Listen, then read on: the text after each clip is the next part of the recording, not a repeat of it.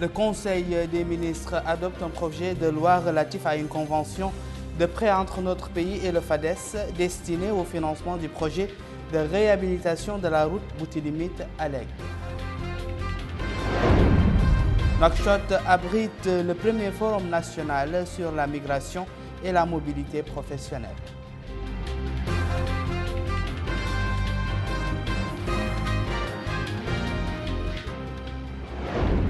Le Collège de défense du G5 Sahel organise une journée porte ouverte à l'occasion de la sortie de sa première promotion ADRAR 2019. Bonsoir et merci de nous accueillir chez vous. Je vous le disais dans les titres, le Conseil des ministres réuni ce matin sous la présidence de Mohamed Ould Abdelaziz, président de la République, a adopté des projets de loi et de décrets, parmi lesquels un projet de loi relatif à la convention de crédit signée entre notre pays et le FADES, destiné au financement du projet de réhabilitation de la route Boutilimite-Alleg. Voici dans son intégralité le communiqué sanctionnant le résultat du Conseil des ministres. Le Conseil des ministres s'est réuni aujourd'hui sous la présidence de son Excellence M. Mohamed Ould Abdelaziz, président de la République.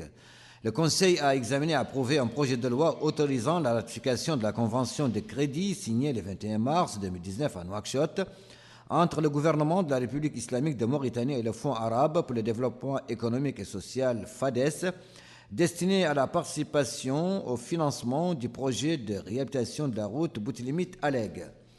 Le Conseil a également examiné et adopté les projets de décret suivants. Projet de décret portant nomination des membres du Conseil d'administration du Laboratoire national de contrôle de la qualité des médicaments. Projet de décret portant nomination du président et des membres du Conseil d'administration du Centre hospitalier de Néma. Projet de décret portant nomination du président du Conseil d'administration de la société SCAN.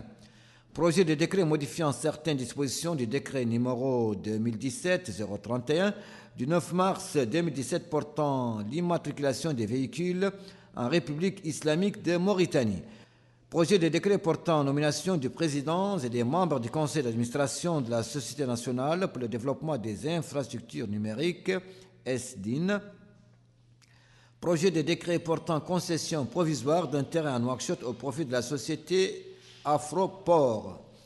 Le ministre des Affaires étrangères et de la coopération a présenté une communication relative à la situation internationale. Le ministre de l'Intérieur et de la décentralisation a présenté une communication relative à la situation intérieure. Le ministre de la fonction publique, du travail, de l'emploi et de la modernisation de l'administration a présenté une communication relative au bilan du département de la fonction publique, du travail, de l'emploi et de la modernisation de l'administration pour la période 2009-2018 et les perspectives. Le ministre de la Culture, de l'Artisanat et des Relations avec le Parlement a présenté une communication relative à l'enregistrement du Festival des villes anciennes sur le registre national du patrimoine en vue de son classement sur la liste du patrimoine culturel immatériel de l'humanité. Enfin, le Conseil a pris les mesures individuelles suivantes. Ministère de la Justice, cabinet du ministre, Inspection générale de l'administration judiciaire et pénitentiaire, Inspecteur général adjoint Mohamed Salem Barikallah, magistrat précédemment inspecteur. Inspecteur Mukhtar Mohameddin, magistrat précédemment conseiller à la Cour suprême. Abdrahman Samba Dia, magistrat précédemment substitut du procureur général près la Cour suprême.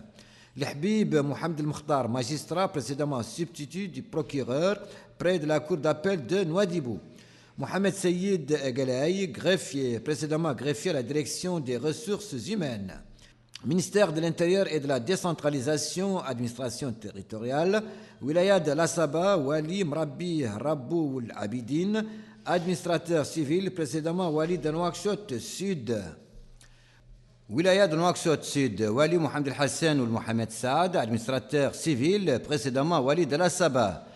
Ministère des Pêches et de l'Économie maritime, cabinet du ministre, conseillère technique chargée de la pêche artisanale, Bas Fatimata, en remplacement de Mohamed Den Fall, admis à faire valoir ses droits à la retraite.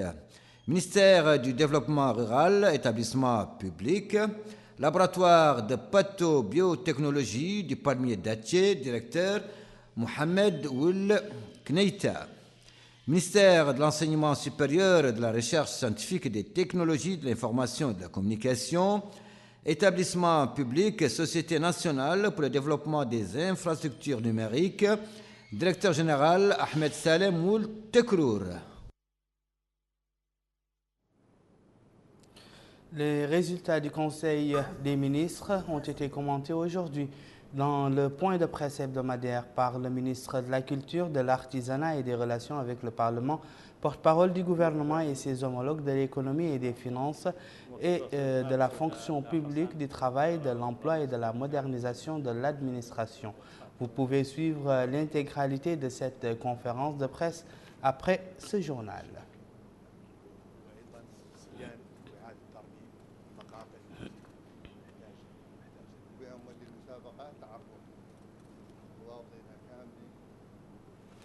L'actualité nationale marquée par ailleurs par les travaux du premier forum national sur la migration et la mobilité professionnelle. Les représentants du Togo, le Cap-Vert, le Ghana et le Sénégal prennent part à cette rencontre de 2 jours. Quels en sont les enjeux? Élément des réponses avec Moussa Ndiaye. Mobiliser les acteurs institutionnels et les partenaires techniques impliqués dans les programmes de gestion ou de prise en charge des populations en situation de migration ou de mobilité professionnelle est l'un des objectifs parmi d'autres de ce forum national ouvert aujourd'hui, 18 avril 2019.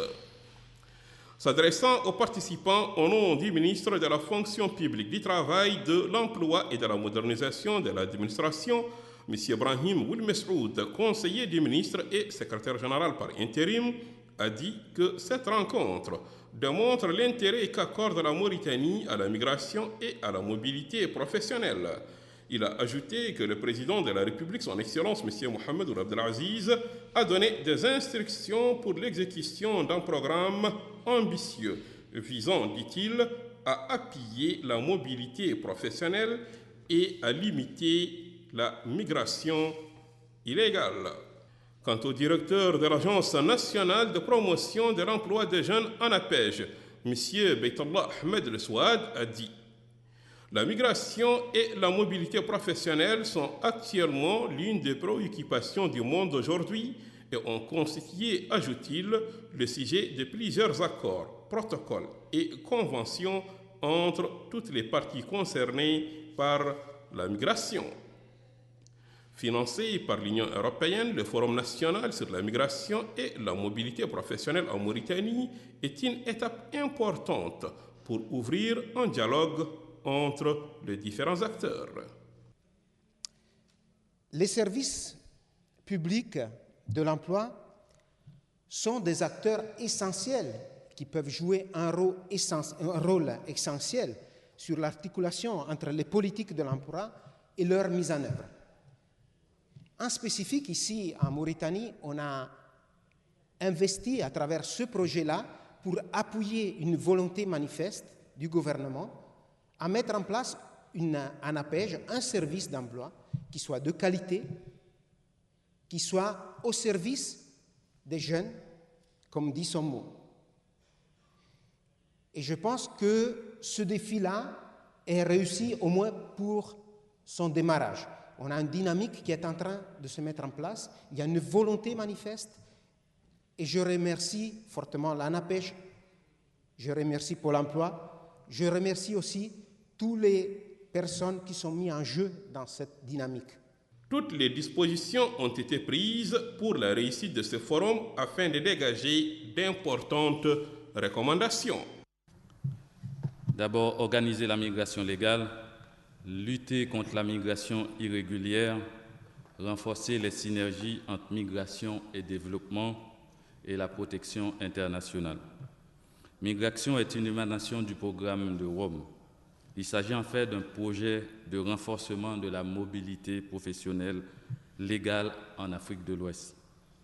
Il est à préciser que la Mauritanie, le Togo, le Cap-Vert, le Ghana et le Sénégal sont les pays qui ont participé à cette rencontre de Nouakchott sur la migration et la mobilité professionnelle. Également au chapitre de l'emploi, le renforcement des capacités des élus et des utilisateurs des statistiques liées à l'emploi et à la formation. Il s'agit d'un atelier de formation organisé par le ministère de la Fonction publique en collaboration avec le Bureau international du travail et la Banque africaine de développement. Bokar Belaba. Les décideurs économiques et les partenaires sociaux ont de plus en plus besoin de statistiques de bonne qualité, fiables et pertinentes. Face à cette demande croissante de données de haute qualité sur l'emploi et la formation, la rencontre d'aujourd'hui sert de cadre pour renforcer les capacités des producteurs et utilisateurs de statistiques de ce genre d'informations. Ainsi, le conseiller du ministre de la Fonction publique, du Travail, de l'Emploi et de la modernisation de l'administration, El-Qaouf El-Qassem El-Qaouf, il a souligné que l'exploitation des données et des statistiques joue un rôle important dans l'observation de la dynamique du marché du travail et la formulation de politiques et de plans proactifs dans le domaine de la formation. En d'autres termes, des données statistiques fiables, collectées conformément aux règles de bonne pratique et à des critères convenus sont essentiels pour assurer une gestion axée sur les résultats. La rencontre a été également marquée par des exposés sur des statistiques qui permettent d'apprécier le niveau de développement d'un pays et aident à définir des priorités pour les actions futures. En somme, une meilleure connaissance des enjeux sur le marché du travail permet la formulation et le suivi de politiques plus efficaces en faveur du travail décent et d'un développement durable. Hier se sont achevés au Palais des Congrès les travaux de l'atelier sur le rôle des services publics d'emploi dans le déploiement des politiques migratoires de leur pays.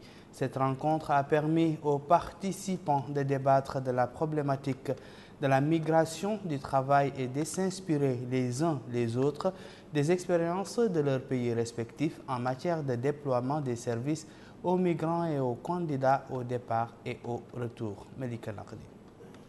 2 jours durant, des représentants de plus de 20 pays auront participé à cette conférence internationale portant sur une question sensible et d'actualité, en l'occurrence les problématiques essentielles posées par la migration du travail et plus précisément le rôle des services publics d'emploi dans le déploiement des politiques migratoires de leur pays. Au cours de ces travaux, les échanges et les débats auront permis de faire connaître les dispositions prises au niveau des pays concernés et les dispositions des services publics d'emploi pour l'accompagnement et la prise en charge des migrants. Au terme de leurs travaux, les participants ont adopté les recommandations réunies dans la déclaration de Nouakchott qui devrait booster le travail commun des pays membres.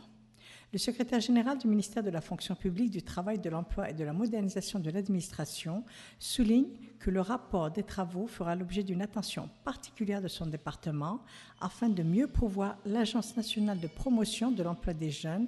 L'accès à l'emploi, dit-il, a été une des priorités du gouvernement au cours de ces 10 dernières années en termes de politique et de stratégie. De son côté, le directeur général de l'Agence nationale de promotion de l'emploi des jeunes, M. Beytollahou Ahmed El Eswed, a mis en exergue l'importance de cette rencontre qui aura permis un échange fructueux de réflexion et d'expérience entre les participants. Les recommandations pertinentes issues de ces travaux permettront, sans nul doute, dit-il, d'améliorer le travail mené par les services publics d'emploi pour l'accompagnement et la prise en charge des migrants dans nos pays.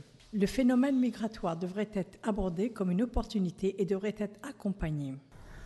Pour mener à bien une migration professionnelle réussie, elle doit être accompagnée et les services publics de l'emploi ont un rôle à jouer. La migration professionnelle et la diaspora bénéficient aux pays d'accueil et aussi aux pays d'origine. Malgré cet apport positif de tous les côtés, le nombre de barrières ont tendance à réaugmenter dans différents pays. Au cours de ces travaux, plus de 50 experts internationaux auront accompagné les participants au cours de ces travaux, organisés en panel qui ont abordé différentes questions, de l'accompagnement des migrants au rôle des SPE dans l'accompagnement. Le but ultime étant la mise en commun des synergies pour une meilleure prise en charge de cette problématique dans les pays concernés. Le Collège de défense du G5 Sahel ouvre grandes ses portes aux hautes personnalités à l'occasion de la clôture de son 3e exercice opérationnel de sa première promotion ADRAR 2019. Les hôtes de l'institution ont eu l'opportunité de constater les progrès qu'elle a réalisés. Moussa Ndiaye. C'est au collège de défense du G5 Sahel en Nouakchott que s'est déroulée la séance VIP dédiée à la synthèse de l'exercice ADRAR. Cette journée, porte ouverte à l'intention de hautes personnalités, vient concrétiser la fin de l'exercice de niveau stratégique et opérationnel dénommé ADRAR. Cet exercice majeur s'inscrit dans le cœur de l'enseignement opérationnel qui est le pilier fondamental de la formation au Collège de défense. Aussi, avons-nous tenu à vous associer à la synthèse de cet exercice pour 2 raisons essentielles. Tout d'abord, pour que vous puissiez vous rendre compte du déroulement de la formation de la première promotion. Ensuite, dans un but pédagogique, celui de rapprocher les officiers planificateurs des autres acteurs parties prenantes d'un conflit dans le cadre d'une approche globale impliquant nécessairement la prise en compte des aspects politiques, économiques, sociaux, juridiques et médiatiques dans la gestion d'un conflit ou d'une crise. La formation intégrée et stratégique des officiers du G5 Sahel sera à l'avenir l'une des références en Afrique. Si le collège est aujourd'hui ce qu'il est, voilà le processus qui a été suivi pour en arriver là. D'abord, durant la phase de montée en puissance qui a commencé en novembre 2017, il y a eu un stage de formation des formateurs de 6 mois. Il y a eu toute une préparation pédagogique pour l'élaboration des programmes, etc. Et enfin, le processus d'équipement du collège. Et là, je profite de l'occasion pour remercier la République fédérale d'Allemagne. L'essentiel des équipements aujourd'hui qui a permis au collège de démarrer la formation a été mis en place par la République fédérale d'Allemagne avec un financement à hauteur d'environ 1 200 000 €. La phase suivante, c'était l'ouverture du collège pour accueillir la première promotion le 8 octobre dernier. C'était fait conformément à cet agenda. La passation de témoins du collège qui était pendant la phase de montée en puissance sous administration de l'état-major général mauritanien vers le secrétariat permanent, et ça a été fait en décembre dernier, le 4 décembre. Aujourd'hui, nous poursuivons notre processus de parachèvement de l'équipement du collège. Dans son exposé, le directeur des études du Collège de défense G5 Sahel, colonel Michel, a précisé qu'au début de leur mission, leur institution a rencontré plusieurs défis au cours de l'année scolaire du 2 février 2018, notamment en ce qui concerne le plan, programme pédagogique et autres. Mais, dit-il, grâce à la volonté des dirigeants du Collège de défense du G5 Sahel, des étapes importantes ont été franchies. Il y a précisé, à travers des exposés au cours de cette journée porte ouverte, des résultats significatifs ont été enregistrés par les forces de sécurité du G5 Sahel.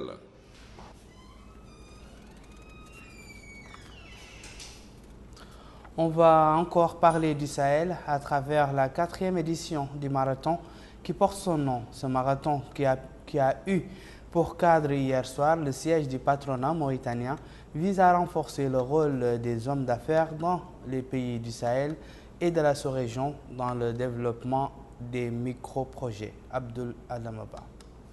Faire émerger les meilleures startups au niveau régional, telle est l'ambition de ce marathon du Sahel qui est organisé par la Banque mondiale. Il va se tenir dans 7 pays du Sahel, dont le Mali, le Tchad, le Niger, la Mauritanie, le Burkina Faso, le Sénégal, entre autres. Par le biais de cette compétition en entrepreneuriat, les organisateurs comptent diagnostiquer les écosystèmes de ces pays et mettre en place une politique pour le développement du secteur privé. Le président de l'Union nationale du patronat mauritanien, Mohamed Zeyn El Abidine Ould Cheikh Ahmed, a rappelé la place qu'occupe la région du Sahel dans le cadre des politiques mises en œuvre par le président de la République. Il a ensuite souligné que ce programme qui est mis en œuvre vise le développement économique de cette zone. L'objectif de ce marathon a été mise en avant. L'inclusion des jeunes, l'inclusion économique des jeunes à travers de l'emploi décent, c'est une priorité stratégique pour la Banque mondiale ainsi que pour les partenaires techniques et financiers et pour le gouvernement mauritanien.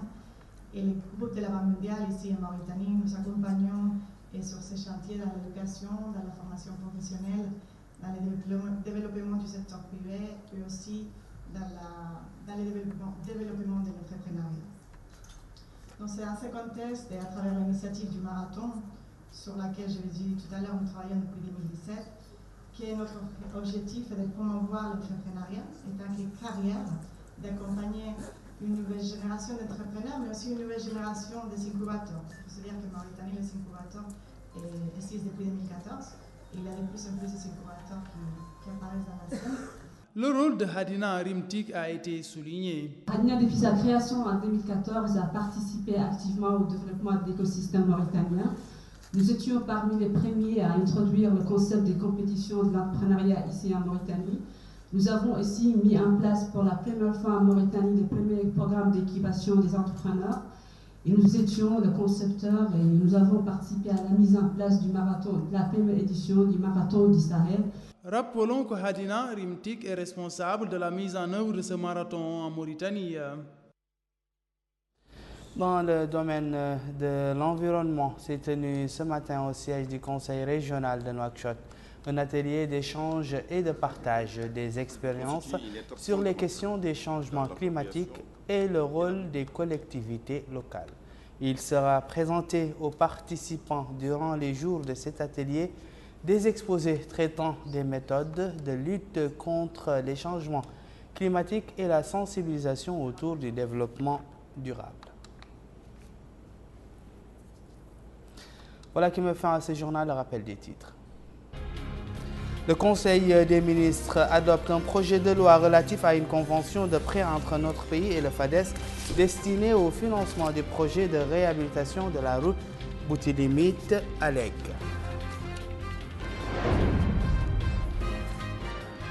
Nouakchott abrite le premier forum national sur la migration et la mobilité professionnelle.